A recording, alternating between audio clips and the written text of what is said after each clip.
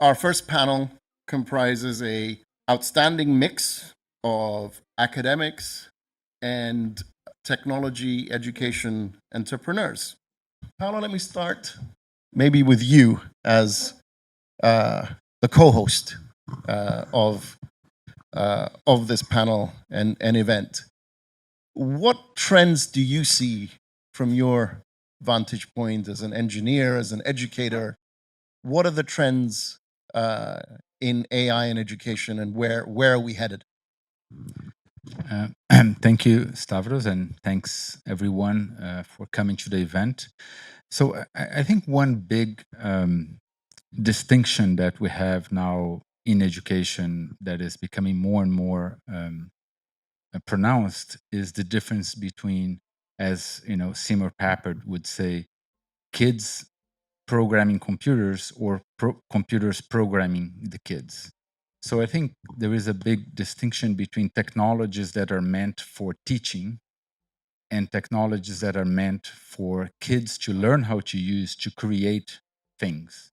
So, you know, for example, you have video-based systems that are teaching technologies, right? You have apps that are teaching technologies, and then you have robotics, and then you have coding, and all those other tools that are not for teaching directly, but are tools that kids use to build and create and express themselves. So I think that's one big trend, like one big distinction that we have in the world of education technologies, and it applies to AI as well, because you can look at AI as a tool to teach again, you know, and in this case, even a more kind of in a more kind of mass-produced kind of way, right? That you can teach millions of kids, or you can look at AI as a tool that will give for kids, for them to create AI, for them to create software, to create, you know, artistic products or inventions, all kinds of things for them to improve their lives, improve the lives of their communities, and learning about AI in the process, right? So I think that's one thing I wanted to highlight.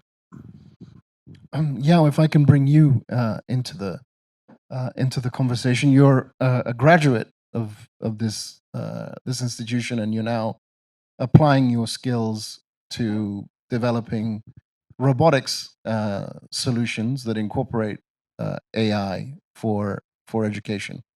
What trends do you see, and how is AI impacting the classroom, or how would you like AI to impact the classroom?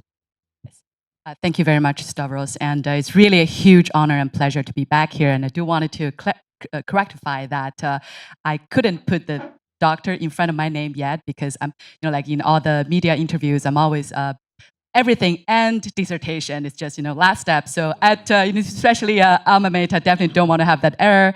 But you know, mentioning that, I'm, you know, definitely grateful of you know, for all the great learning experiences here in the economics and education doctoral program. So that's how I call myself in my company, Robotarian, as a product company, that I'm really more from the data side. Actually, the main theme when I started my dissertation in this, you know, in the proposal, was really asking one question that has been fascinating me for a long time. Was you know, economics is about optimizing decisions in with, you know, limited resources. But what if with technological development, some crucial resources are not limited anymore? So, and then that question started to make me think, how can we improve on that?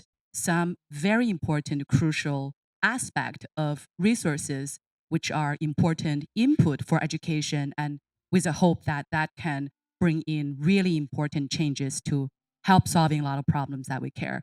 So yeah, so this is like the, you know, really looking back, the development of my own thoughts of how the training from this very place at Teachers College many years ago, and then all the work of looking at macro data, micro data on family level, and how companies and countries are investing in education, what are effective, what are not really.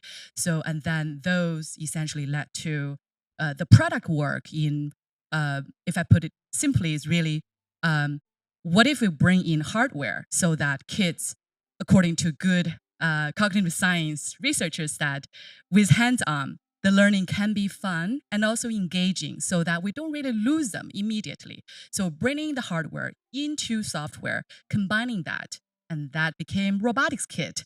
So that embarked my product journey 5 years ago.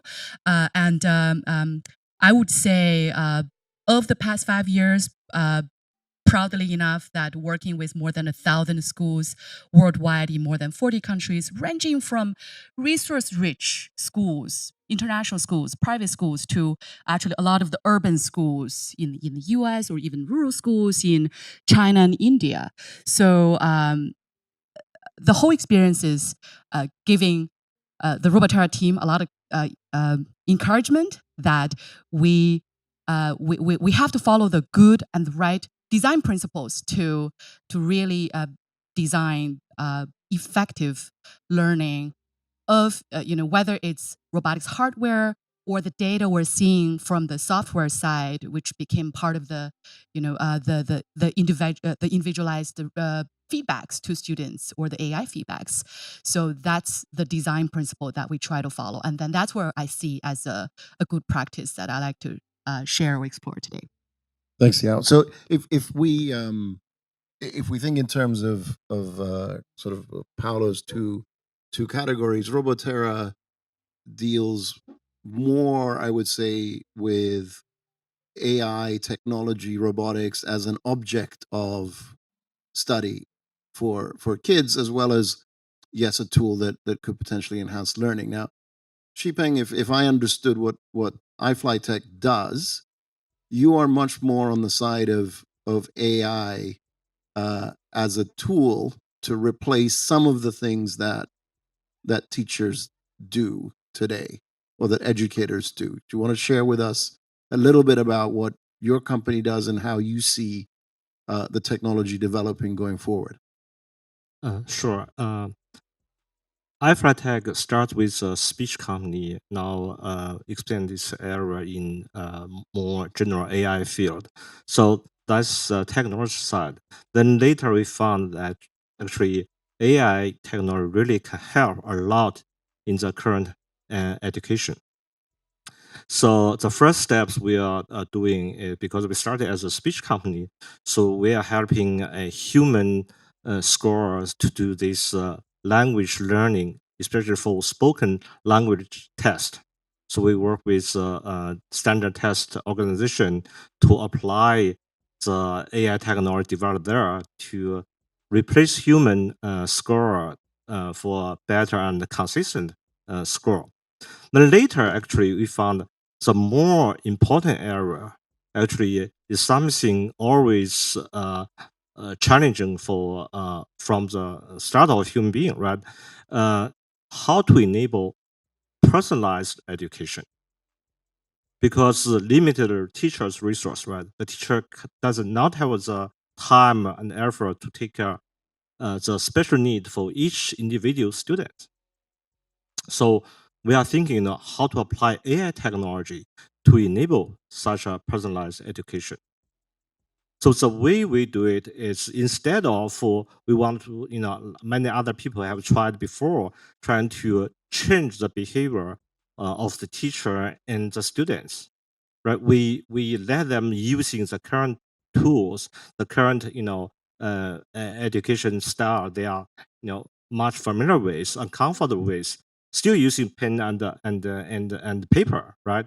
So what do? We digitize the whole process of learning, including the classroom, including we digitize the test papers, we digitize the homework, and we do OCR, we do scanning. So the students send in the paper, they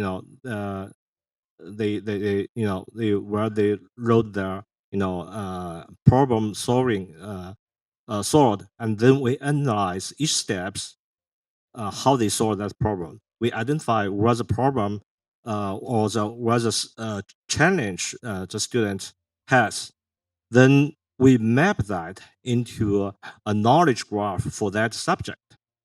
then the teacher can clearly see how each student has problem with, and also any related area which the students are not familiar with.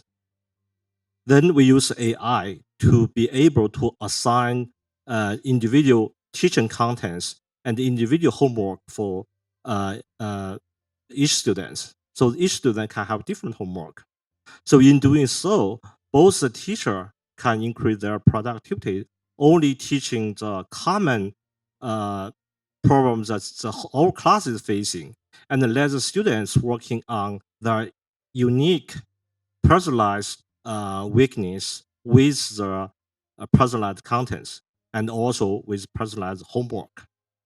So the whole process is iterated again and again. So we have applied this technology to about 6,000 different middle school in China, and we can see the efficiency and the product really improved a lot, and the student can save time to do something else more creative and in other areas. So that's roughly the idea. Thank you, Shipeng. Andre, can I bring you into the conversation now? As a former educator, you ran a number of charter schools, I believe. Now you're working for one of the preeminent policy think tanks in this country and arguably the world. The world. The world. Okay. As you listen to Shipeng and Yao, I mean, it all sounds kind of very very benign and positive.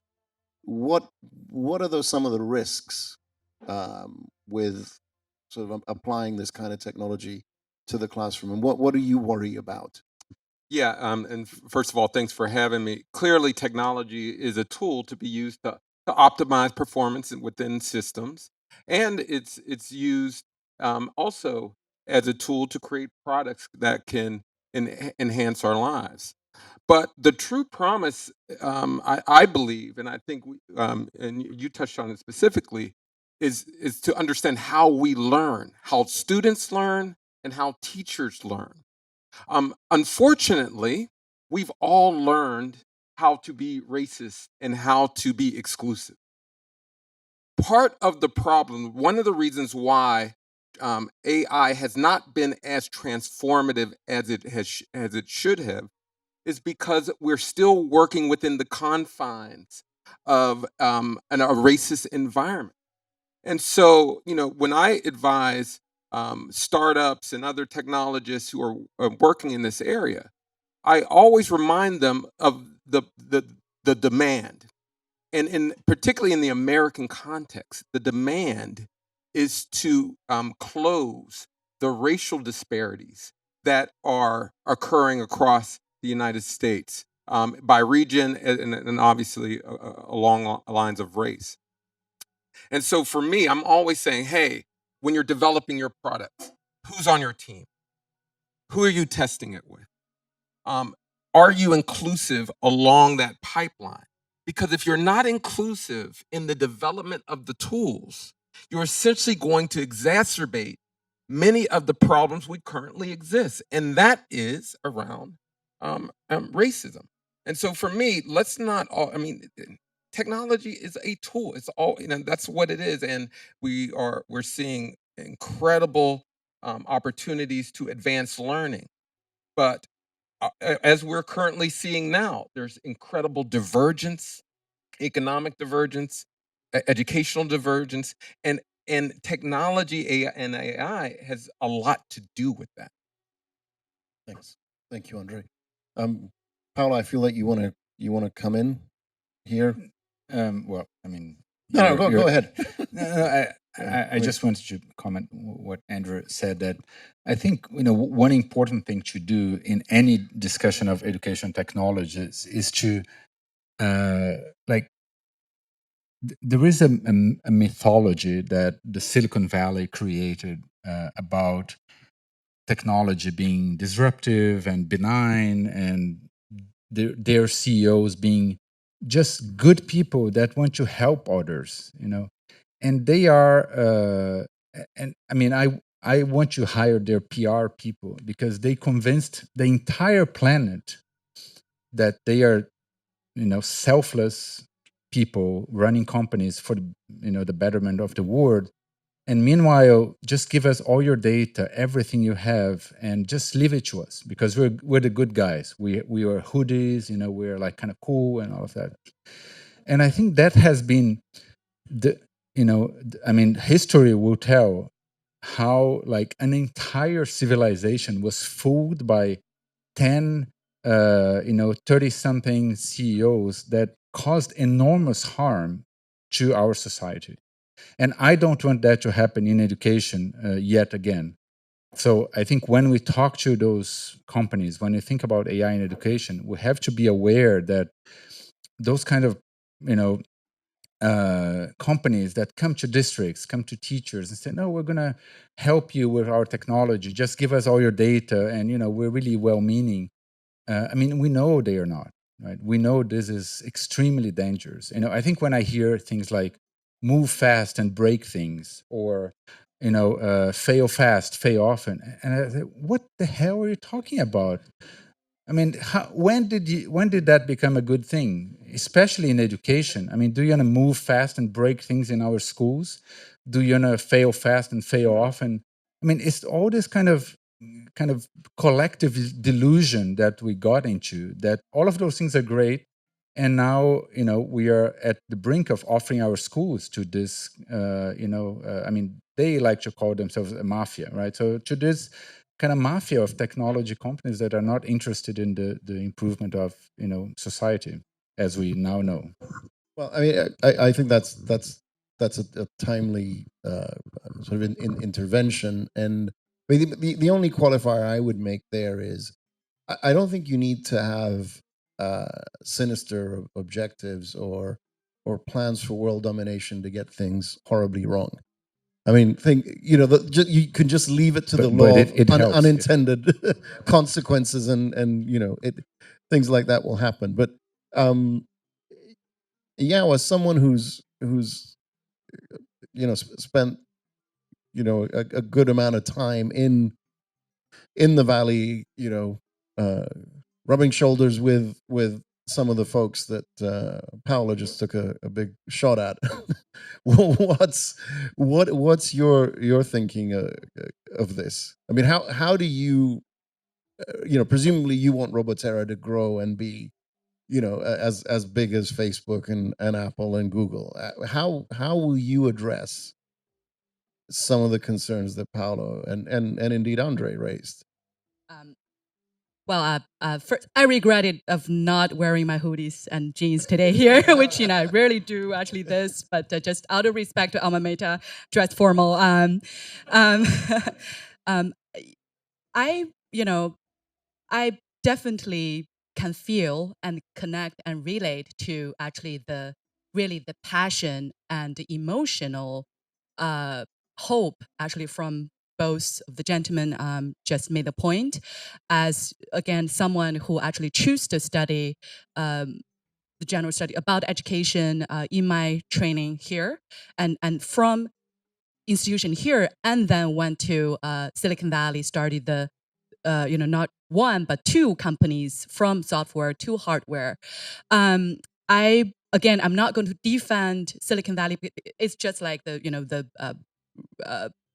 we should be cautious about anything that's stereotyping a group or a place.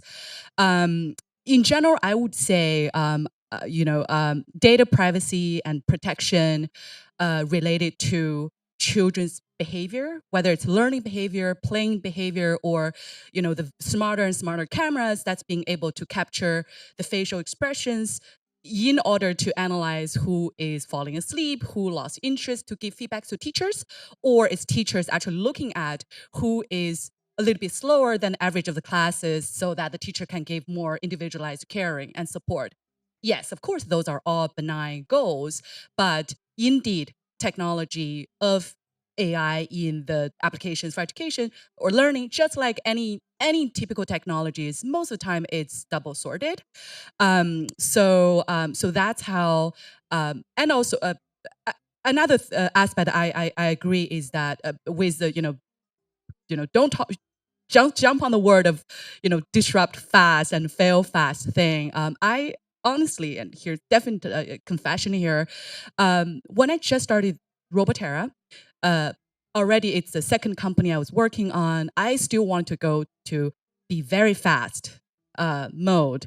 It took me actually a while, not just intellectually, but not just emotionally, but really intellectually, in developing products, working with all our teachers who's using the technology, give us feedbacks so that we can really understand the diversity of student experiences and how the teachers are really using the hardware and software kits we're providing in their classrooms and also in evaluations. A lot of our students got into top universities, but a lot of students just in order to get into vocational school. So what are the implications as the product designers? Paulo's comments, actually similar comments happens within our product meetings all the time. We wanted to be cautious, not to unintentionally lead to harmful consequences to certain groups or populations. So, but it takes time, and also it's a process. It's not that from the very beginning there is a guideline. We know everything. We'll be safe for sure. So that's why I'm definitely on the side that I believe, certain committees or conventions should allow different stakeholders, product people who has decision powers within organization, especially large folks, and also real educators, both academics and also from the classrooms, to be together so that we can identify. Yeah. No, thank you, thank you. And look, there may also be, a broader principle at play here, which is that the incentives that drive commercial behavior do not necessarily lend themselves to determining what is in the public interest ultimately with things like education. But Shipeng, can I bring you into the conversation, because as you listen to what is essentially at the moment, kind of a very US kind of centric conversation, and you come at this from the sort of vantage point of China, where it seems to me, at least, but please feel free to correct that impression, that um, Chinese population in general has a more relaxed view around data privacy and the use of its data um, for things like education, or the social capital scoring, and various other innovations that are taking place in China. How do you start? How do you think about some of these issues and concerns that are raised as you? I mean, what is your company doing with all the data that you're collecting?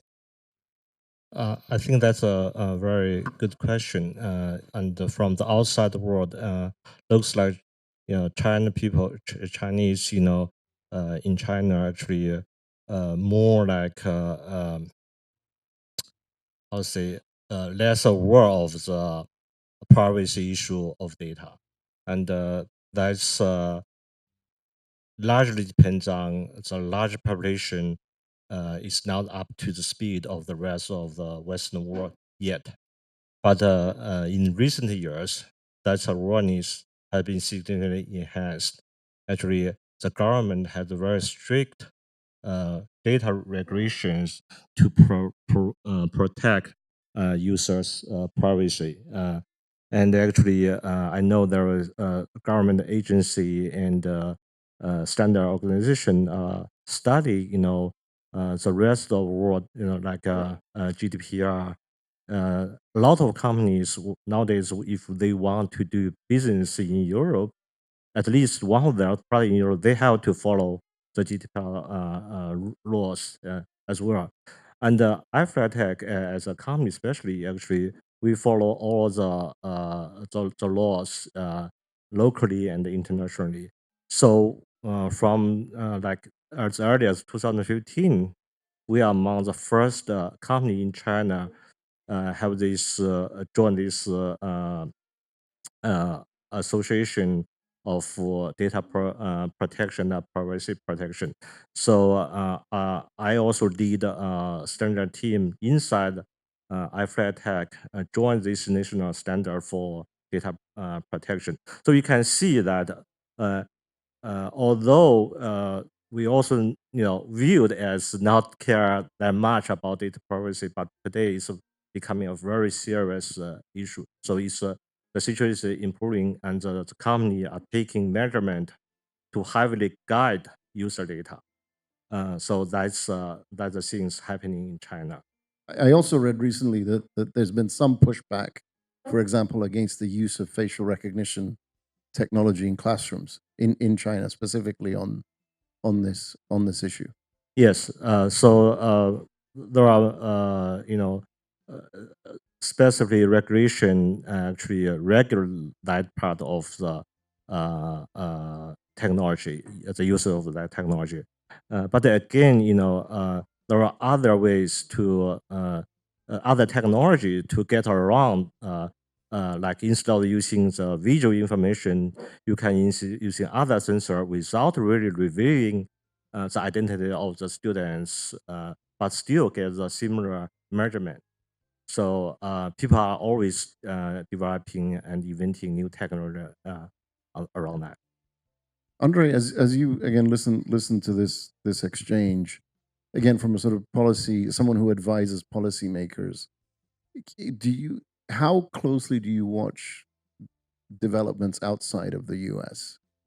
And because again, this is one case where we may find ourselves going down a path that's being set outside the U.S.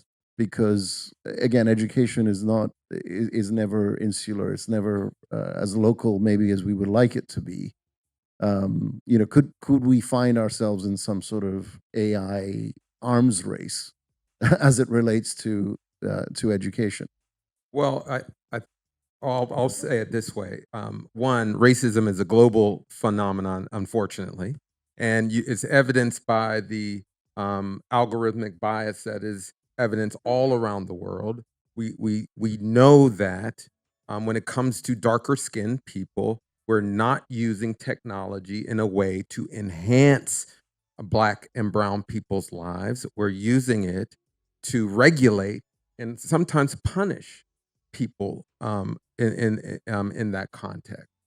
And so for me, globally, if we see a reduction, for instance, a reduction in workforce in Black and brown communities due to AI, with the promise that that technology will deliver better teachers, then that's a sign that we need to regulate an industry for those kind of biases.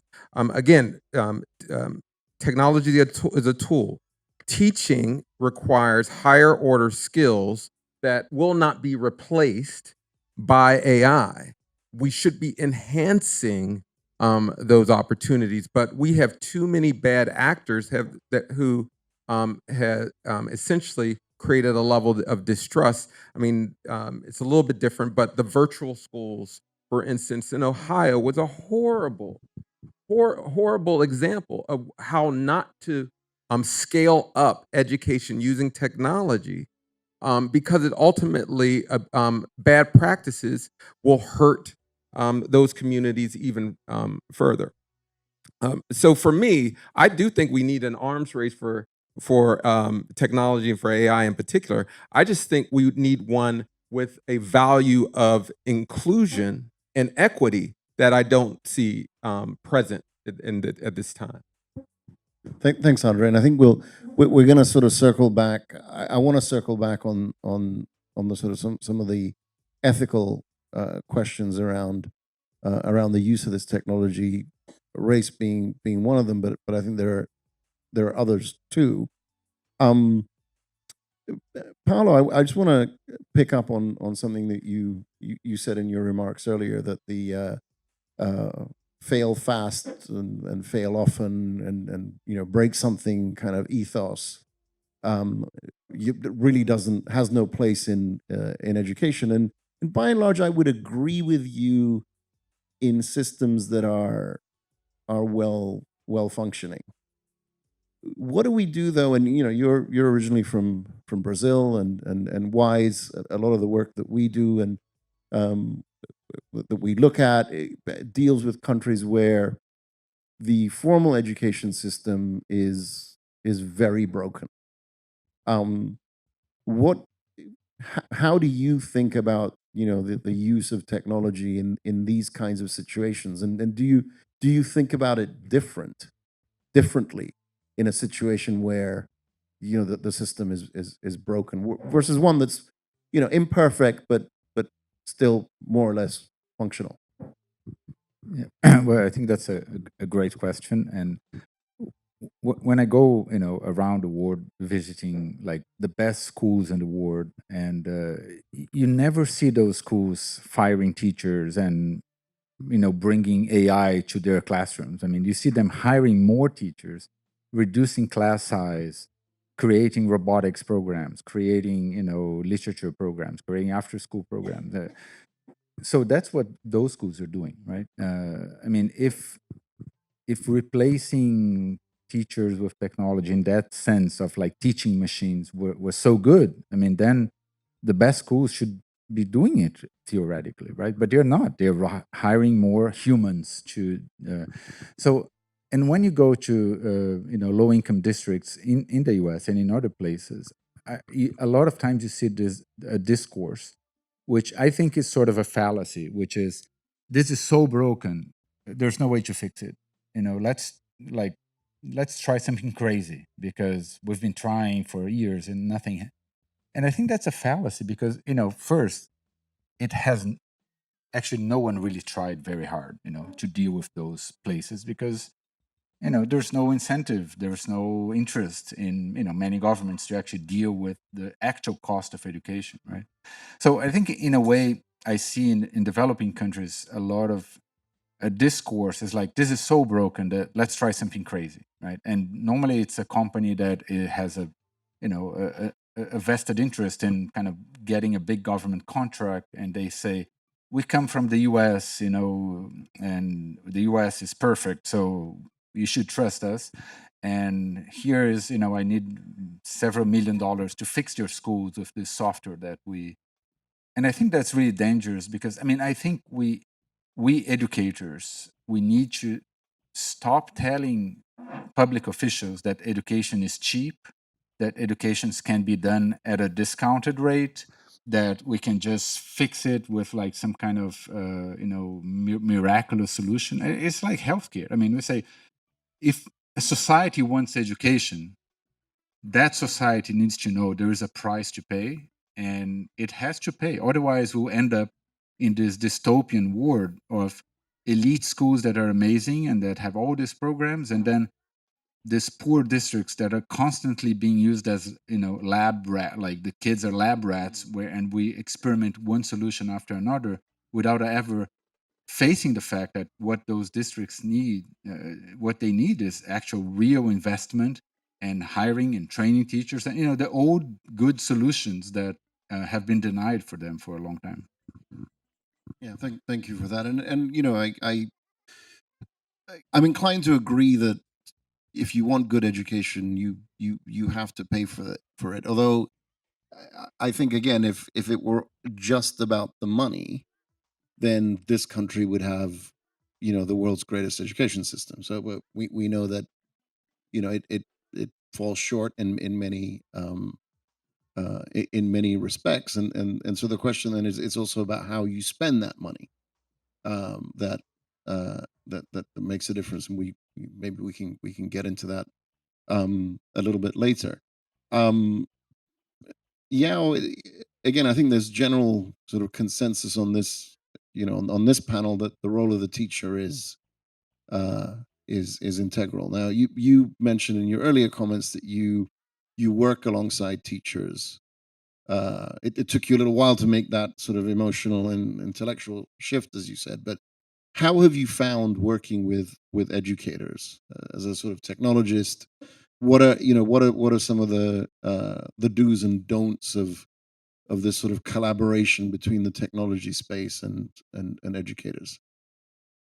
Yes. So, just really using Robotera as an example of adopting AI technologies into education.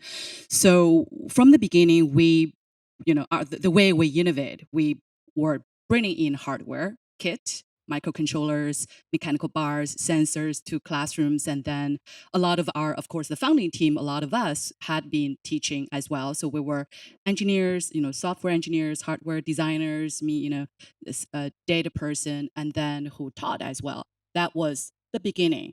And then the interesting thing, I think here is where maybe some of the the Silicon Valley's typical agile work method. I wouldn't call it, just be fast and fail fast only, right? Agile method was so our ultimate goal is we wanted to provide a good learning solution that actually solve the problems.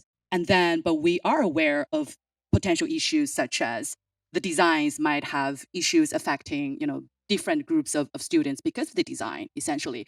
So from the beginning, we would start, right, by having the hardware out, the software out, and then along the way, while we were promoting, right, introducing our technology solutions to different schools, we keep hearing again and again and again from the schools that, oh, wow, it's wonderful, but we don't have teachers who actually understand coding and also engineering, or who are just in STEM and then who can use this at all, whether it's super resource rich school or actually very disadvantaged schools. So very fastly, because we kept the mind open, we heard that the issue in the field, even in the field we want to do, is really, okay, you can have innovative kit and software, but the issue of all the schools are facing is there's simply no teachers. If you wanted to help some of the schools to hire teachers who knows coding, the schools are competing with the big companies who's paying 2 or 3 times more higher salaries. So again, the law in the labor market of teachers kicks in again. So that's how we realize there's actually no teachers. Then the problem we try to solve as a technology company, we actually get to focus on, okay, so how the things we develop are able to help schools who just have, current teachers who never coded, who don't understand mechanical engineering, but they're passionate enough. They care about students from different backgrounds. How can we help them? So that became the central design question for us. And then, so that's how, besides the hardware and software, our designing goal actually became clearer and clearer. And of course, along this way, it's a teacher's feedbacks, whether, even without, being a software, programmer, but how they can be effectively still guide a classroom, helping the students start to use their kids, helping the students work in groups and interact with each other, and then support the students with that's with different strengths, working in groups, how to design contextualized competitions. So a lot of the good feedbacks and good things that's today, on our technologies are actually feedbacks from the teachers. So that's how our, design principle, design group, users experience group around learning and learning goal, teachers from the schools that we're working with, and also the, the other colleagues on our team with education background plays a very important role. And then that guide us a lot. Pick up on that. Teachers are wasting their higher order thinking skills on things like scheduling and other like mundane things, and that if we applied technology and AI, teachers would have the time to learn other things like coding. But instead, they are spending inordinate amount of times trying to determine what subject level each student belongs in, um, and other mundane things. And so for me, it's always been, how can we use the promise of this work to make the lives of the hardworking teachers better? Because, at least in the U.S., we know that working conditions are the reason why they're striking and walking out. Technology can be the tool that makes teachers' lives easier, but again, we have to give them the time to learn technology, because the other issue that is unsaid, but you mentioned it. Most teachers do not have the skills required to train teachers or to train students in this next economy, and so we need to build it in somehow. But again, that's where technology is supposed to make that time. But instead, it's and more often than not, it's burdening teachers with extra responsibility. Yeah, please. It's really wonderful. I just want to add sort of like the successful cases from a lot of the the teachers that we work with.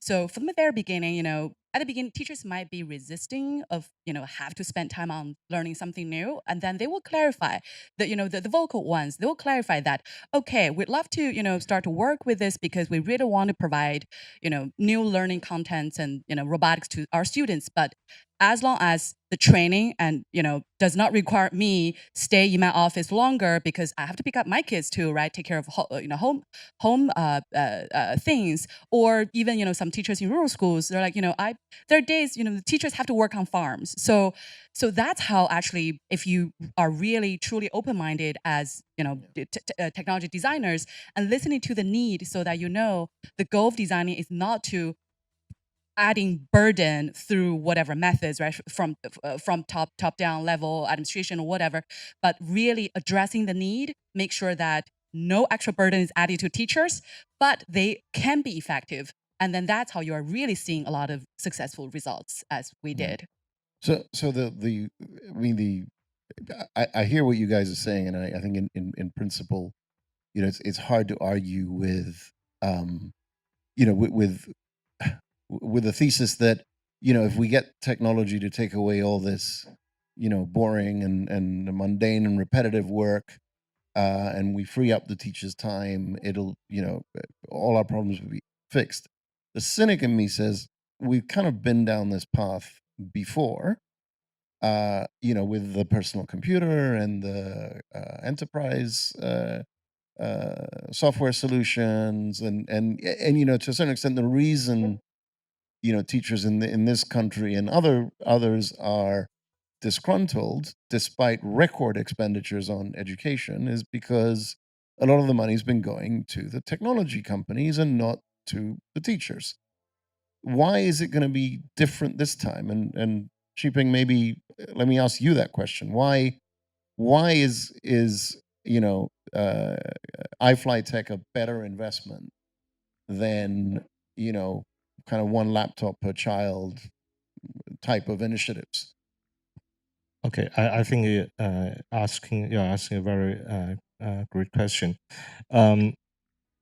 I'm not in education background, but I'm in technology background. First of all, I think today there are a lot of hype on how AI can do.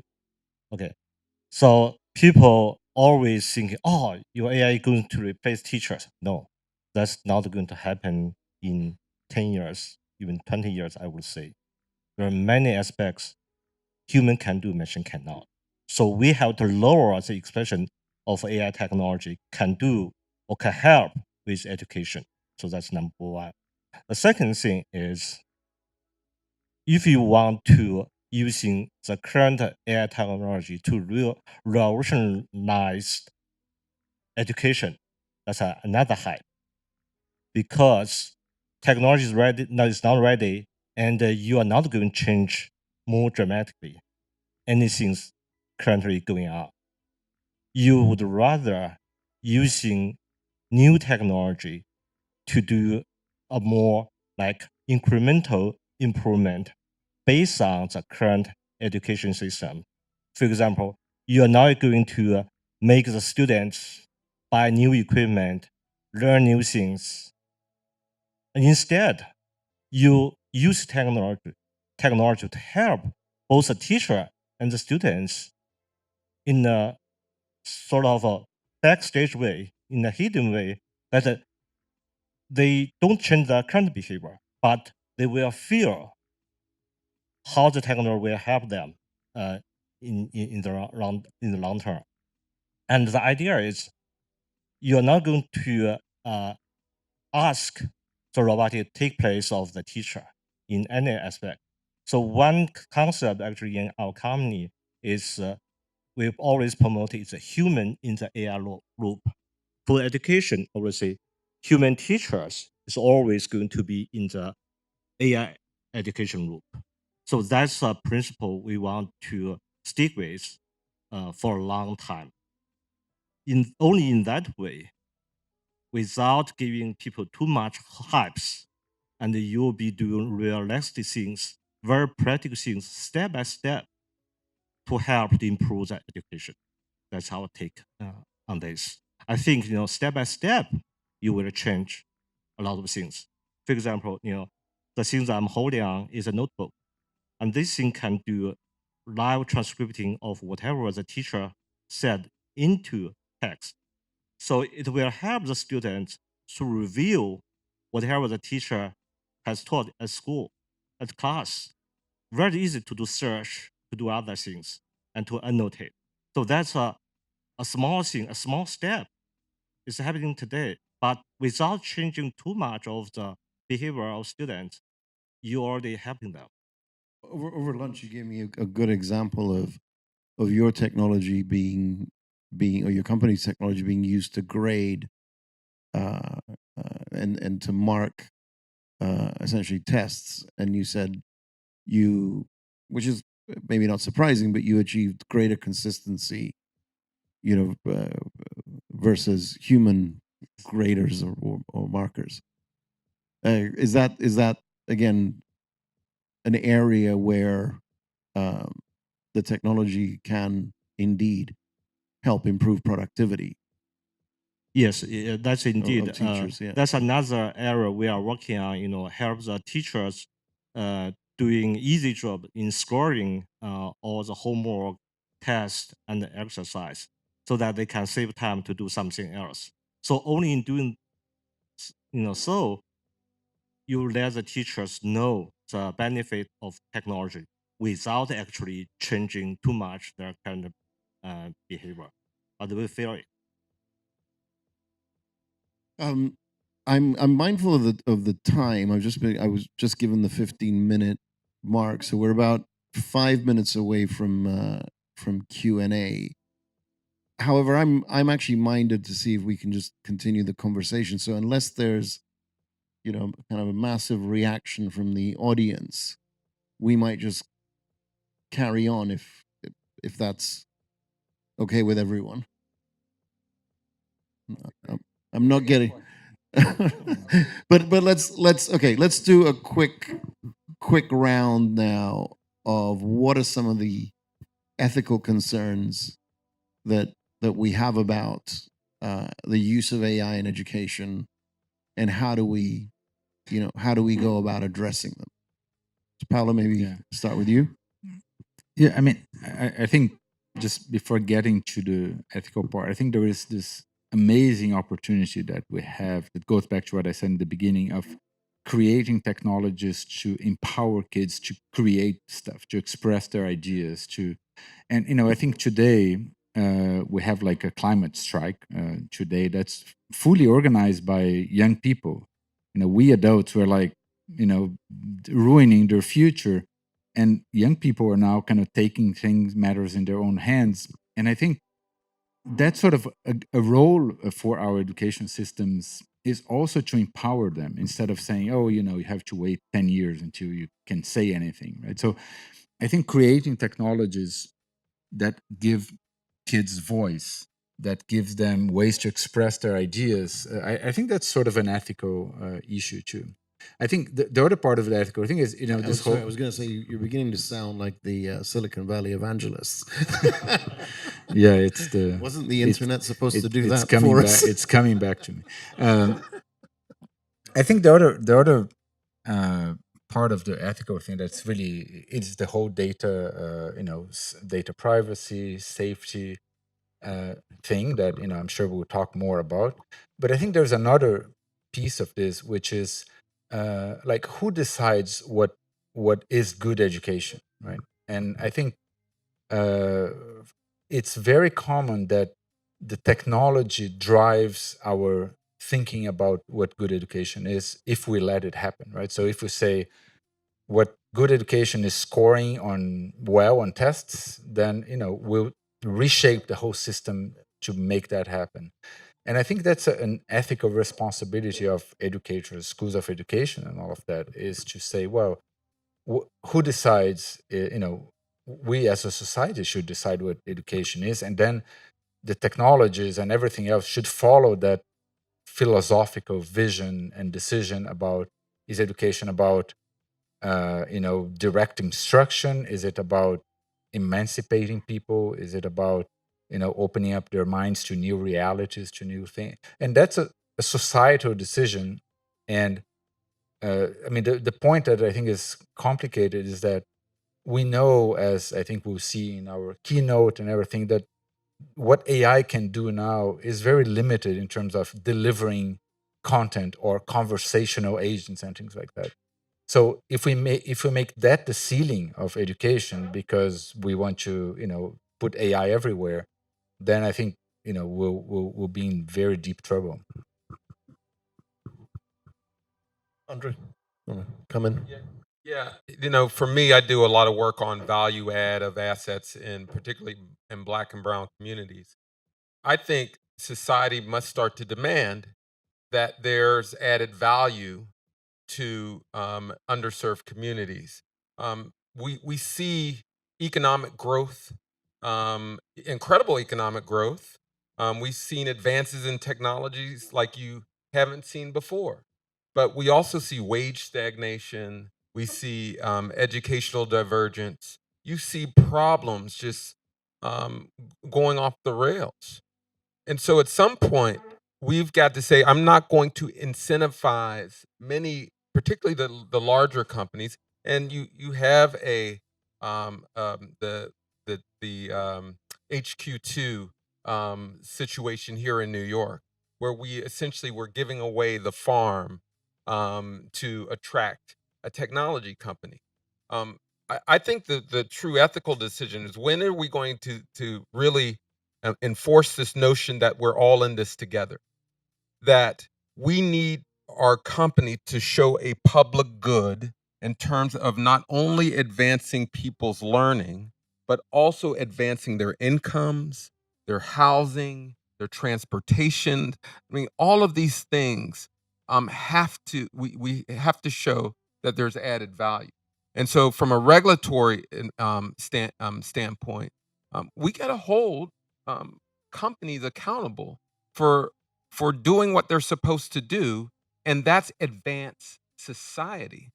And I just think that there's a lot of evidence that shows growth in certain economic areas without the societal advancement. Thank you. Yao and Shipeng, how do you, from the side of a technology company, think about some of these ethical questions? Yeah, I think I can add something here. Actually, I did look up on Wikipedia, on the definition of education. It said education is the process of facilitating learning or the acquisition of knowledge, skill, values, beliefs, and habits. I think most of what we are talking about today is, especially for our technical company today, is teaching knowledge or skills at large. But for values, for beliefs, and for even habits, right? That's something cannot be taught or cannot even be enhanced by AI technology today. So that's something I think is very important going forward when we, try to evaluate education system or technologies. That's something we want to include in the consideration. So aside from that, I think today's technology, AI technology, is more like improvement based on the current framework, like Andre mentioned in the beginning. But there are more interesting research actually also related to AI research. There is another branch of the AI research related to study how human learn things, how human cognitive system works, right? So the finding is very interesting. And the finding by Dr. James Heckman at the University of Chicago is he found that actually the ability of problem solving was more or less formed when the kids was very small, like before 5 years old. So that's a very striking finding, which means, your problem-solving skill is there at 5. Later in your stage, you always learn theory with new knowledge. It's just knowledge, not the problem-solving skill. If that's true or proved, should we change our whole education system to better for human development rather than like what we have today is, in today's education system? I don't know, but that's a direction I think especially very important for education. And other aspects of ethics, like what if AI, help more students with homework, with courses? What are the social aspects? What the face-to-face interaction with the fellow students, with the teacher, will look like? Will be diminished or will be further enhanced? That's another aspect we will take a serious look in. Thank you. Yao, last word.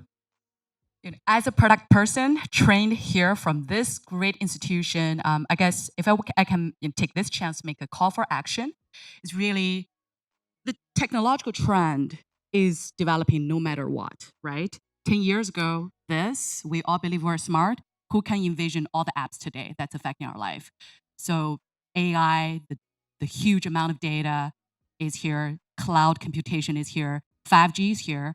So all of these will have huge implications on how we're going to live and how our children is going to learn. So the big issues like today, all we mentioned, the disparities, the racial issues and genders, many issues cannot be answered by any one single product company. Yet I've had the honor of being invited to represent education person and to be on the AI robotics committee at global council, but still it takes a village to raise a child, so it takes all of us together, the academic community and also the real educators. I really hope that everyone can start to pay attention and ask questions what those new tech mean to the new way of us to organize information, to deliver information, and to really foster the creativity of the children. Because I believe, as a product person, again, technology should be tools, and it's really us to decide how do we use them and not harm the children in any way. Thank you, Yao, and I want to thank all the panelists for their contributions to the discussion. I'm personally encouraged because over the last several years, I've observed again from the sort of wise vantage point that there's a lot more engagement now in education issues from multiple stakeholders. So I sort of echo Yao's call to action. I think it's incumbent on educators to get involved in the conversation and make their voices heard with the technology companies, with the policymakers, and hopefully this is the beginning. I apologize that we weren't able to take questions, but I think there is a coffee break, and I think we're all around, and if folks want to raise questions with individual panelists, I'm sure they'll be very happy to talk to you. So please join me in thanking the panel. Thank you.